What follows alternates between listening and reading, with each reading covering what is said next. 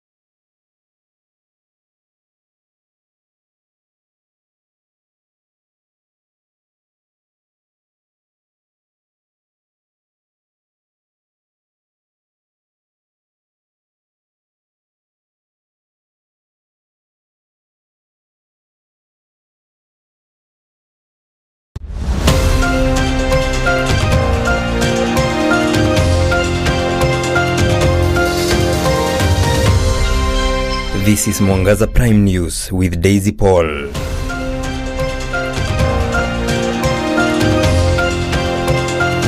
It is the 8th day of December. I trust you're doing fine from wherever you're watching us from. This is Mwangaza Prime News and my name is Daisy Paul. Our sign language interpreter is Naomi Mathu. Thank you so much for joining us tonight. Now, Deputy President Professor Kithure Kindiki has attributed the decline of moral values among the younger generation to the erosion of culture in many communities. Kindiki, who presided over the 98th National Kenyan Music and Cultural Festival 2025 at the Moi Girls in Eldoret, noted a trend in which Kenya's younger generation has little respect for the elderly, especially on social media platforms. The Deputy President underscored the importance of culture and music in shaping moral values in every society, saying the decline of cultural foundations underpin community growth and development.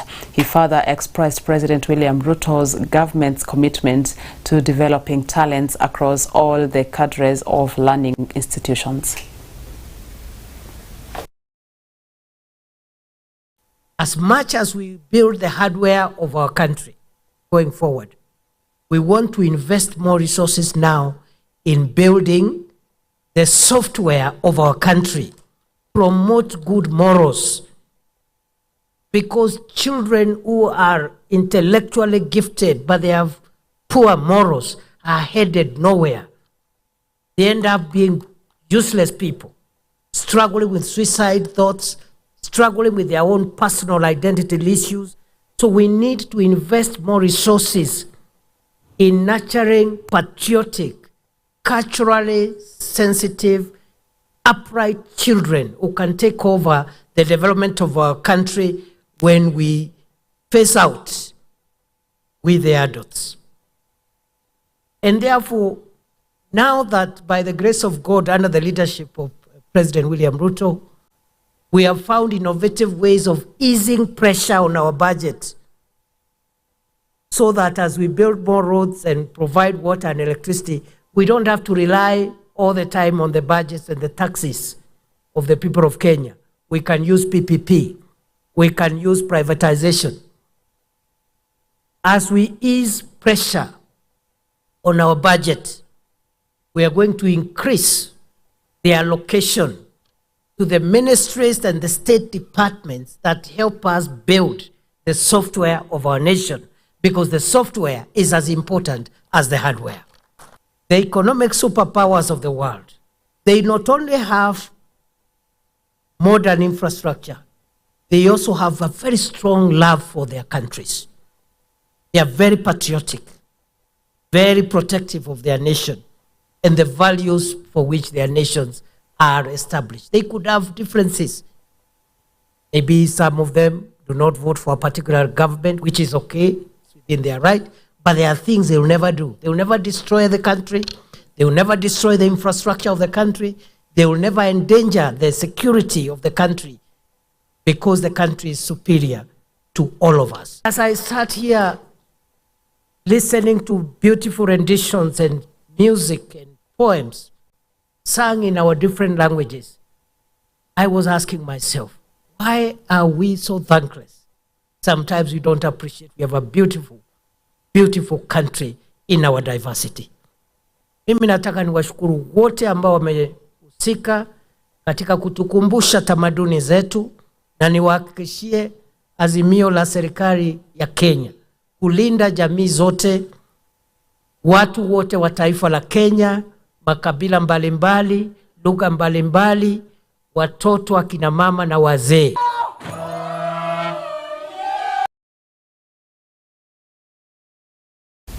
The Prime Cabinet Secretary and Cabinet Secretary for Foreign and Diaspora Affairs, Musalia Mudavadi, visited the family of the late Honorable Joseph Hamisi in Nairobi to offer heartfelt condolences and stand with them during this moment of loss. He reflected on Honorable Dina's service as a nominated Member of Parliament under the then ANC party, noting his integrity, humility and commitment to public service. As the ANC party leader during the Honorable Dina's nomination, the Prime Cabinet Secretary recognized his contribution to advancing the party's ideals and strengthening Kenya's democratic space.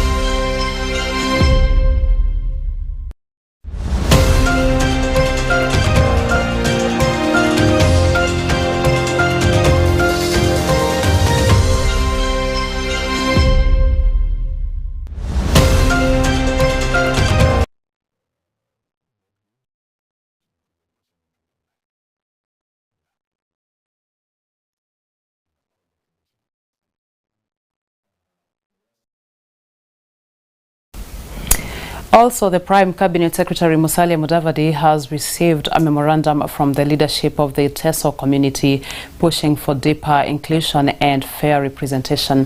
Mudavadi, also the Cabinet Secretary for Foreign and Diaspora Affairs, said the government is ready to work hand in hand with the Teso people in realizing a positive and progressive transformation for the community. He said key highlights of the memorandum focusing on enhanced engagement, affirmative action and administrative recognition for the community are timely and attainable.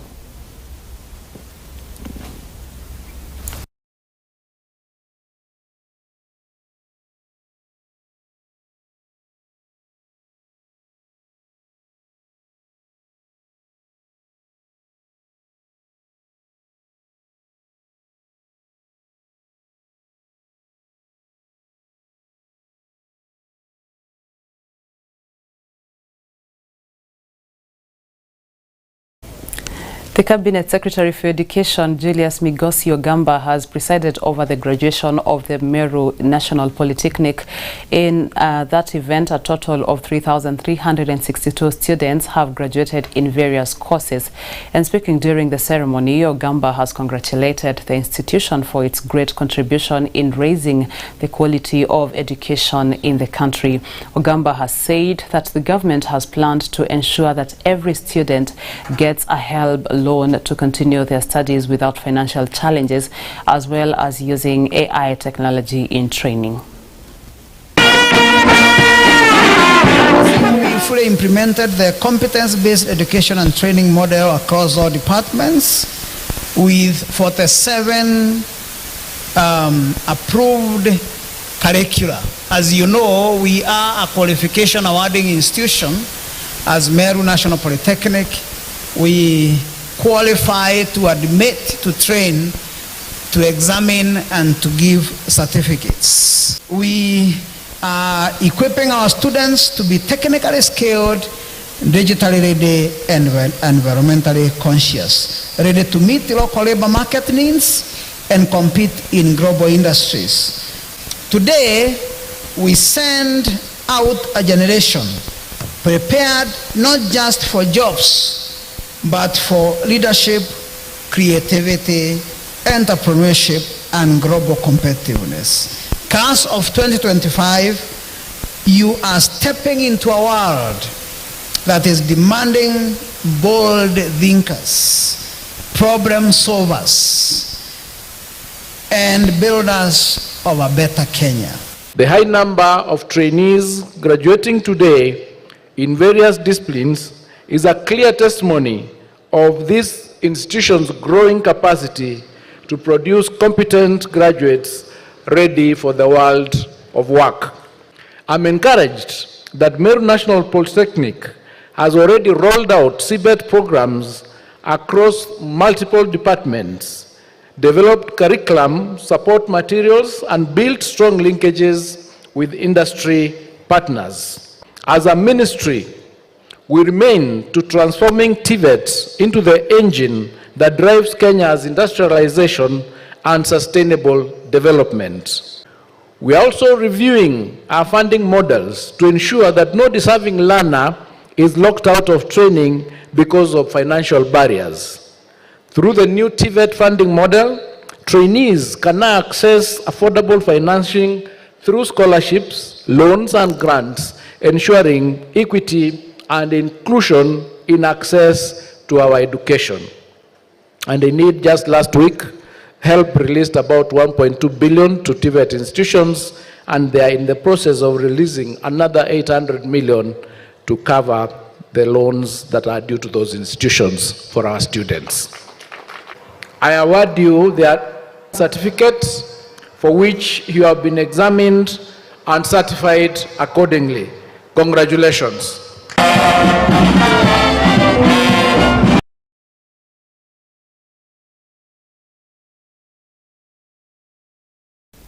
Time for a short commercial breather, but don't go far. We're coming back with more in a short while.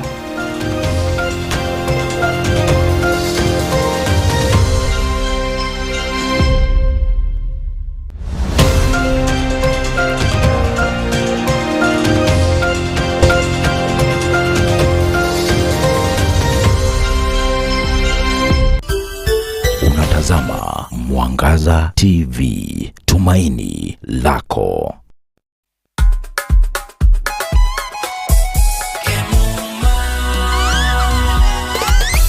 Ukitaka mali safi kuja Kemuma, CCTV utapata Kemuma, mulika mwizi, electric fence utapata Kemuma, automatic gate utapata Kemuma, fire system, alarm system, fingerprint hapa, automatic gate, mali safi, kila kitu ya security ni Kemuma. Tumetambulika Kenya nzima Kemuma.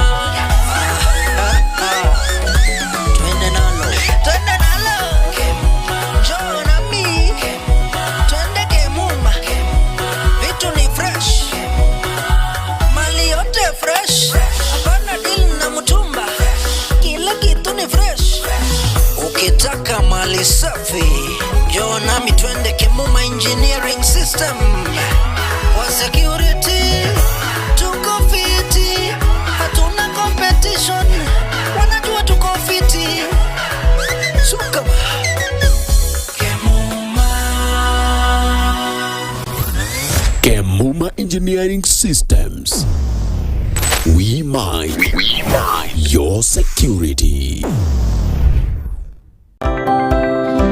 Is your home ready for an upgrade? Tired of furniture that's just ordinary? Welcome to Grandmark Furniture Hub, where high quality meets visionary design. We craft pieces that transform your space. Imagine sinking into our luxurious ultra comfortable sofa sets, or gathering you or your family around a stunning modern dining table set. Premium beds that scream quality and comfort, stylish coffee tables, TV stands that elevate your living room, side cabinets and office furniture that brings warmth and productivity together. From the softest fabrics to flawless hand-finished detail, every item reflects our promise, creativity and beyond, letting your style shine and allowing your furniture to tell your story. Ready to experience the Grandmark difference? Visit our Nairobi Utawala branch at Heritage Plaza or call us through 0710-228-888 or our Kisitown branch at Magoma Peugeot Plaza adjacent to Quickmart Enchiro, or call us via 0797-089-048 or connect with us on all social platforms at Grandmark Furniture Hub. Grandmark Furniture Hub, creativity and beyond.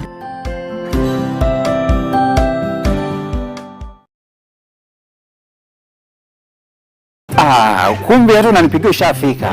Mko vipi? Tuko salama kabisa. Ndio mmeingia saa hizi? Funguo ziko. Una driving license? Niko nayo. Hebu nione kwanza. Mimi niko na experience ya Shakameta. Wow. Oti, fungua gate.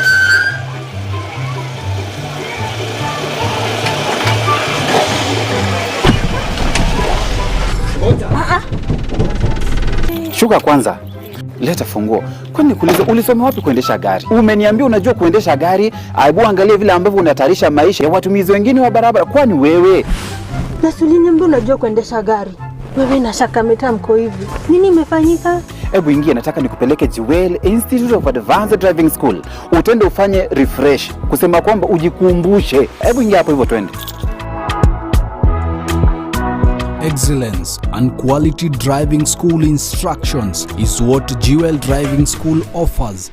It gives you an experience like no other, accredited by NTSA. A driver's safety comes along with careful driving, bearing in mind other road users and pedestrians included. We offer theoretical driving classes, executive classes and refresher courses. We offer training on both manual and auto transmission vehicles, and our training are based on the new NTSA curriculum.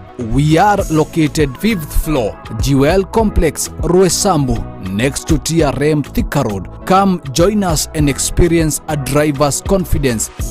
Jewel Driving School. Drive with confidence. Unatazama Mwangaza TV, tumaini lako.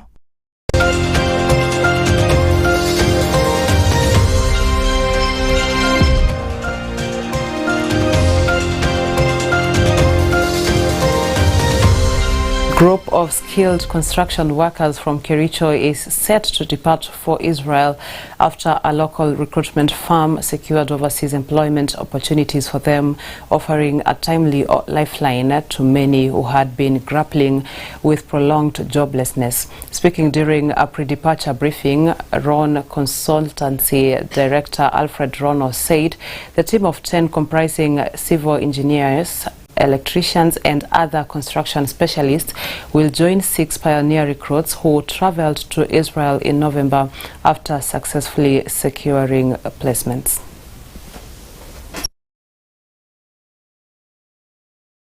Hii ni timu ya skilled workers ambao kwa mara ya kwanza katika nchi yetu ya Kenya, Ron Consultancy ndio agency ya kwanza kutuma team kama hii kwenda Israel. Hakuna watu wengine washaenda Israel kwa kazi skilled apart from ile team ya kwanza tulituma last month, and this is another team. Tumemanage kutuma after hour by tutakuwa tumemanage mwaka kutuma watu 16, the first ever skilled workers 16 waende Israel.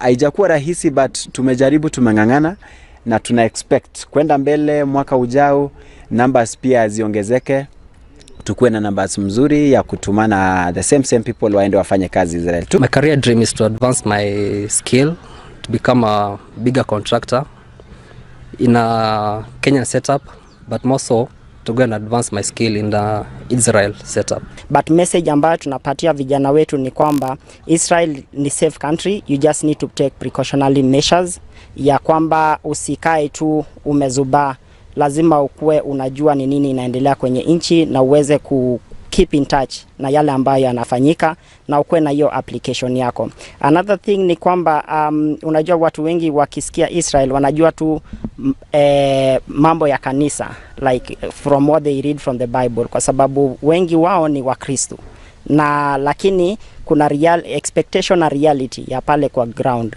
So ile kitu ambayo tunawaambia ni kwamba wakue na hiyo information ya vitu kama culture, wasiface culture shock wakishafika huko.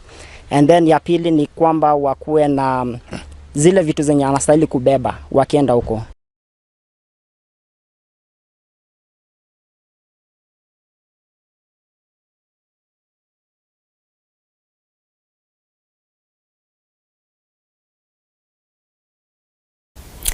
The Kenya Pipeline Company has warned people occupying way leaves for the passage of the giant pipes that they are putting themselves at high risk owing to the danger associated with petroleum products being transported. And speaking in Nakuru during the Nakuru Journalists Association event, Kenya Pipeline MD Joe Sang, in his message through Khalid Ali, an officer at the company, said that many people are still ignoring the alerts of leaving the right way to ensure that safety is achieved along the pressurized lines. As KPC, we are handling very, very, very hazardous material, and that is petroleum products. That thing is a killer. And the message from the MD to you guys, it's a humble request, not a command, that find it in your own time, in your own way as journalists, to spread the news to people who are living next to the right of way. The right of way ni sehemu ambayo bomba la mafuta linapita. That thing is pressurized, and we do a speed of probably more than 1,000 cubic liters per hour. In case of an explosion, a rupture of the pipe, it will be disastrous. And it's for that reason, and on this particular issue, we would really want to thank the national government in collaboration with the county government of Nakuru.